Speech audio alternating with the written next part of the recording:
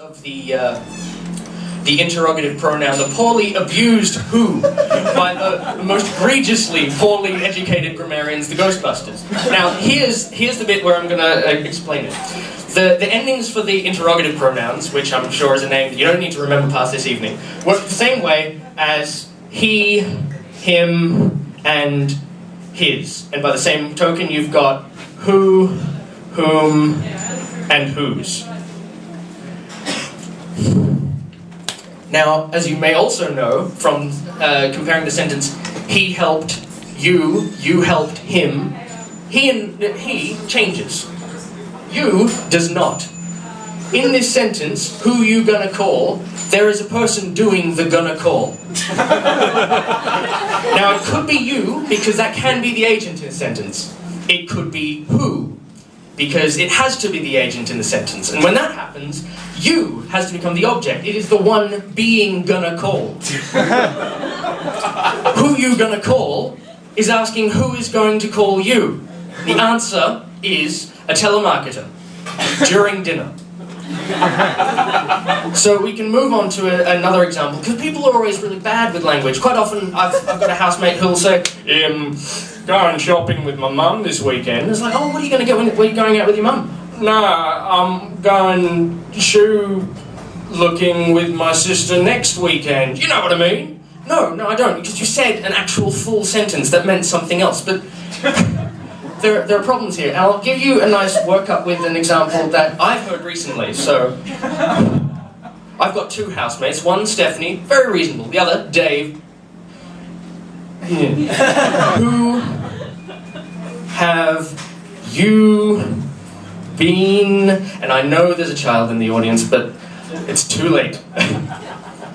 Fucking. Now, in this sentence, there are a couple of clues to tell us what the words actually mean. Who, as we've covered, very much like he, has to be doing the have-been fucking. Hang on, let's throw a Dave here so we're clearer on that. Who have you been fucking, Dave? You, again, as we've covered before, fix that so you guys know for next time whom you're going to call. And if there is indeed something strange in your neighbourhood, the appropriate answer is Ghostbusters. But if we get to this sentence, who have you been fucking, Dave? Slight issue, because you could be doing the fucking, could be doing the being fucking. Who did the fucking? Have, not has. This is more than one person, people. Multiple people, probably at once. I mean, I hope not, because people shouldn't have that level of fortune when you know what Dave's been up to. Multiple people. There is either a threesome or a gangbang going on, being implied in this sentence. Who have you been fucking? Who have been fucking Dave? Who are these numerous people who have been engaging in the fucking and giving it towards Dave? No. This terrible person has been fucking someone else. So the correct version of the sentence is, whom have you been fucking, Dave?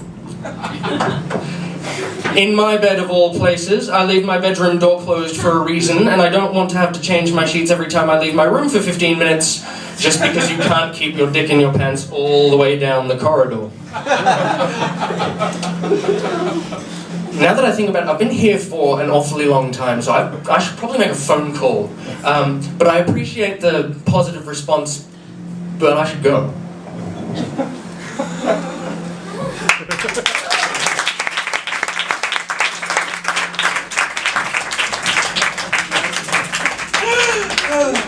I totally wanted to heckle him, but I was just too scared of saying the wrong thing.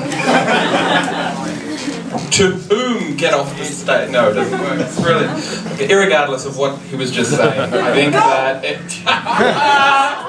Gotcha. It's not a real word. Brilliant. Alright, I'm going to move this out of the way for our next act.